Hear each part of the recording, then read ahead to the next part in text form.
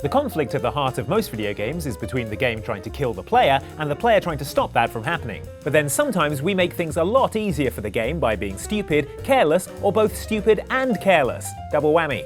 Just consider these ways we've died in video games where we had no one to blame but ourselves. Enjoy and watch out for minor spoilers for the following games.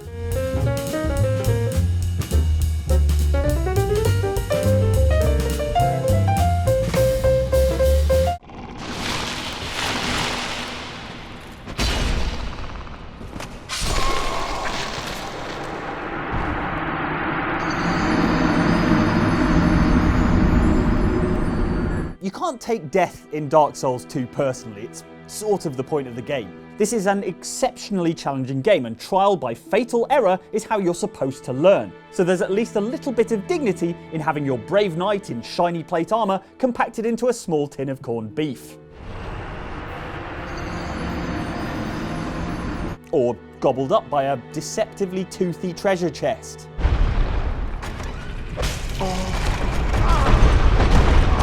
Or even getting clattered by the traps in Sen's fortress.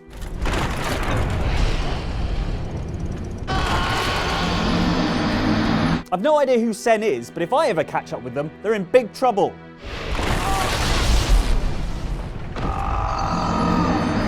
Moderately sized trouble.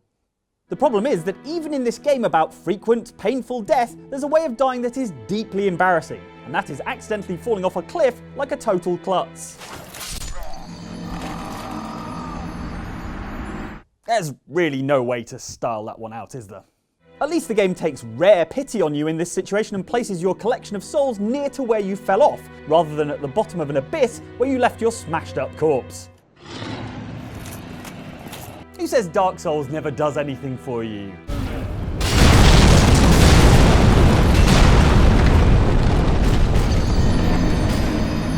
Oh yeah, literally everyone who's ever played Dark Souls.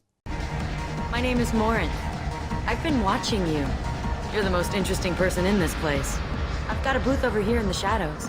Why don't you come sit with me? To paraphrase Taylor Swift, we knew Morinth was trouble when she walked in. So shame on us. Now. In Mass Effect 2, Morinth is the daughter of Asari Justicar Samara. She's what's known as an Ardat Yakshi, a sort of space vampire who kills their partner via an exploded nervous system when they meld minds. Which you'll remember is the Asari version of Sexy Times. Like Nev.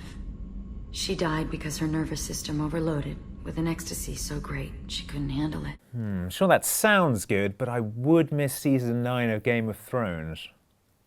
Still, Morinth can be very persuasive, and she claims there's a chance that a legendary intergalactic Lothario like Commander Shepard might just be able to survive the mind meld. But you're different. I sensed it when we first met. You have the Prothean cipher in your head. You died and came back. There's no one like you. I'm sure you say that to all the boys and girls and space jellyfish. The risks are very carefully explained, but in a fabulous moment of renegade arrogance, Shepard can decide that the fate of all sentient life in the universe is worth the gamble so he can get his rocks off.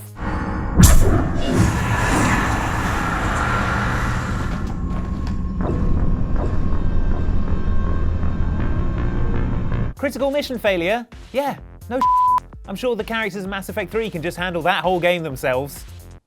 Probably better off, considering. Oh, sorry. Hope that didn't disturb you too much then. It was the sound of books, pages being turned.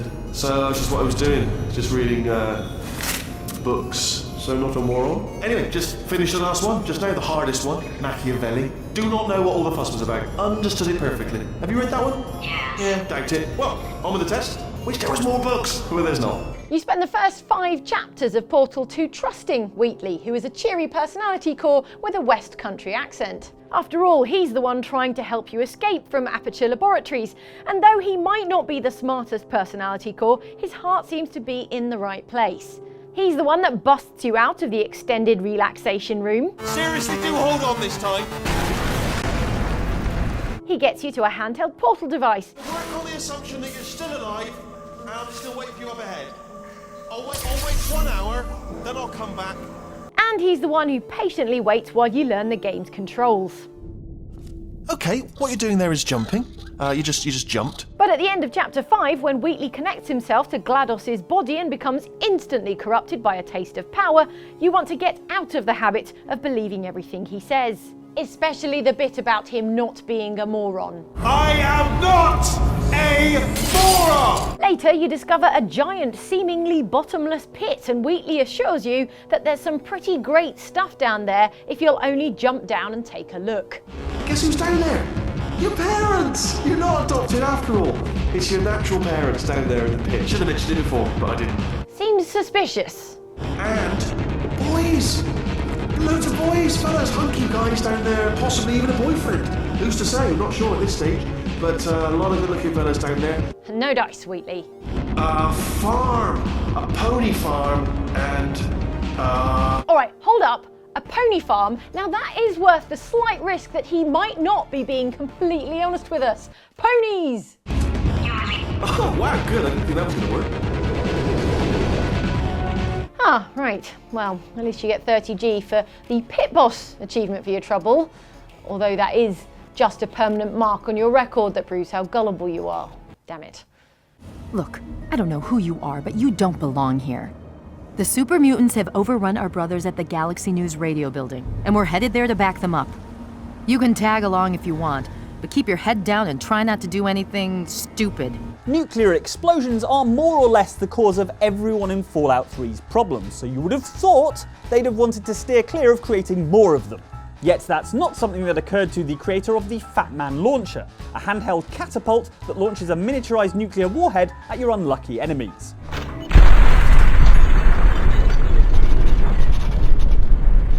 Come for the murder, stay for the free nuclear suntan.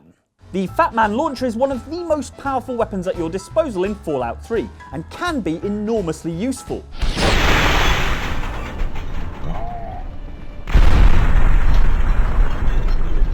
That is, if you survive the first time you use it, which is not guaranteed, let me tell you.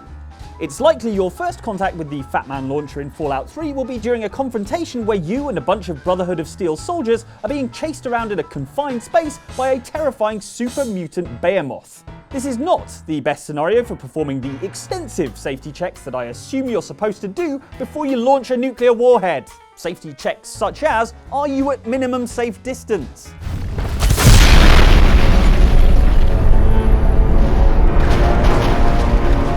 Boy, those behemoths close fast, don't they? Still, at least you saved on cremation costs for your own funeral. Very considerate of you.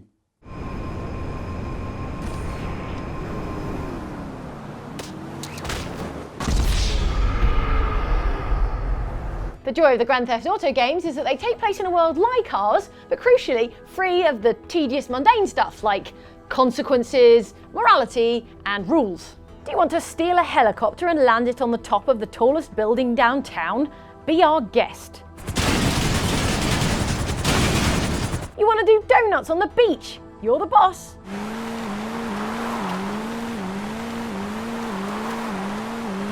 You want to dive from the roof of your house into a swimming pool? Knock yourself out. I did not mean literally. The only problem with all this unfettered chaotic freedom is that some rules are there to protect us, and even hard-bitten career criminals would do well to take heed of them. These include simple road safety rules like look both ways before you cross the road. That is a pretty embarrassing way for your criminal empire to have been brought down.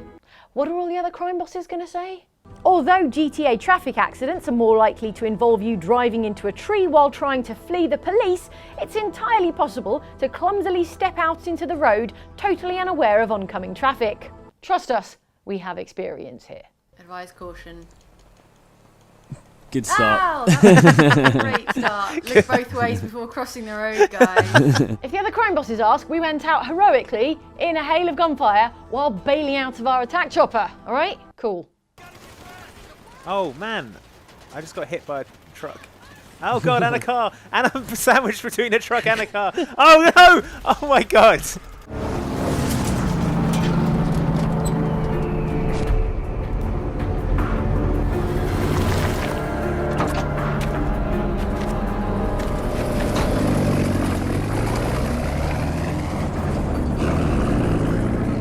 When When decorating the lobby of your office, you want a scheme that is both eye-catching and tells visitors a little something about what it is you do there. That's why the lobby of the OutsidexBox office has an animatronic mic that periodically explodes.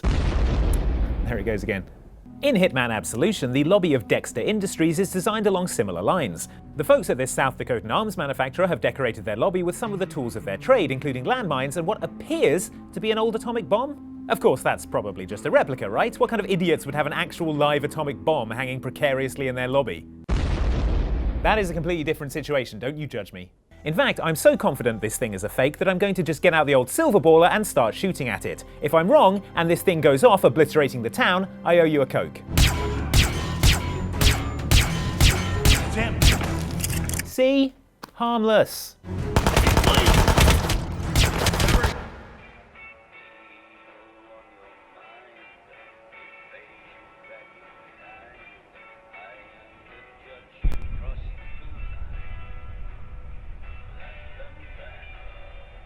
Ah.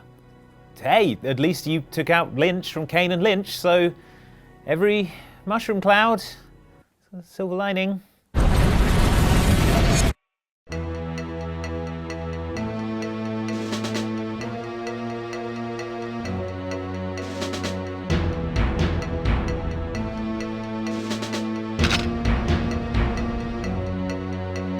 It's amazing what those boffins down at MI6 R&D come up with to help Secret Agent James Bond complete his missions.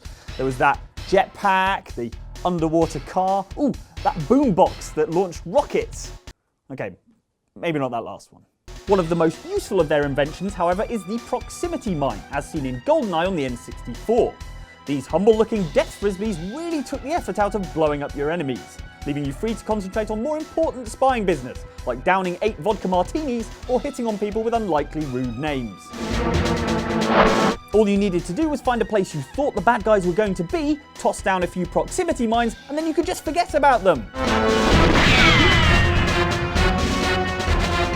But sometimes, that was the problem. See, a lot of the corridors in GoldenEye kinda looked similar, and when you're playing a frantic multiplayer game where you do a lot of panicky running around and shooting, it's easy to forget where you've come from and where you've been. You can probably see where this is going. So that's where I left them. They're always in the last place you look.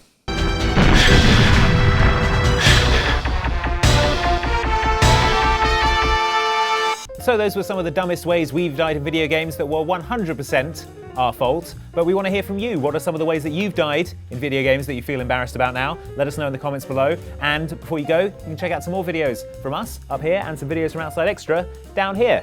Either of them will be better than dying in a stupid way. So good. Check them out. It's a hell of a recommendation. Thanks.